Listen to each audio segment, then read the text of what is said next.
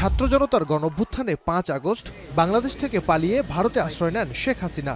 এরপর থেকে শুরু হয় ঢাকা দিল্লি সম্পর্কে টানাপোড়েন। এরপর সম্মিলিত সনাতনী জাগরণ জোটের মুখপাত্র চিন্ময় কৃষ্ণ দাসের গ্রেপ্তারের পর সম্পর্কের আরও অবনতি হয়। এরই ধারাবাহিকতায় কলকাতার বাংলাদেশ উপ হাইকমিশনে সহিংস বিক্ষোভ এবং আগরতলার সহকারী হাইকমিশনে ভাঙচুর চালায় হিন্দুত্ববাদী দুটি সংগঠন। জবাবে ভারতের হাইকমিশনারকে তলব করে প্রতিবাদ জানায় ঢাকা। বন্ধ করে দেয়া হয় আগরতলার সহকারী হাইকমিশনের সেবা। প্রতিবেশী দুই দেশের সম্পর্কে যখন এমন সংকট, তখন আলোচনার জন্য ঢাকায় আসছেন ভারতের পররাষ্ট্র সচিব।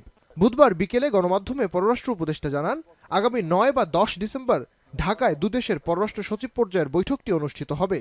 আমরা যেটুকু জানি যেটা একদিন আগে হতে পারে হয়তো, অথবা 10 ডিসেম্বর। এ সময় পররাষ্ট্র উপদেষ্টা তৌহিদ হোসেন আরও বলেন, ভারতের সাথে ভালো সম্পর্ক চায় বাংলাদেশ, তবে এজন্য দুপক্ষেরই সদিচ্ছা থাকতে হবে। এটা খুব স্পষ্ট যে আমরা চাই ভালো সম্পর্ক, তবে সেটা রেসিপ্রোকাল ভিত্তিতে হতে হবে। অন্তর্বর্তী সরকার দায়িত্ব নেবার পর ভারতের ঊর্ধ্বতন কোনো কর্মকর্তার এটি প্রথম ঢাকা সফর হতে চলেছে। ভারতের পররাষ্ট্র সচিবের এই সফরকে দুই দেশের দ্বিপাক্ষিক সম্পর্ককে স্বাভাবিক করবার পদক্ষেপ হিসেবেই দেখা হচ্ছে। নাইম আবির, এখন, ঢাকা।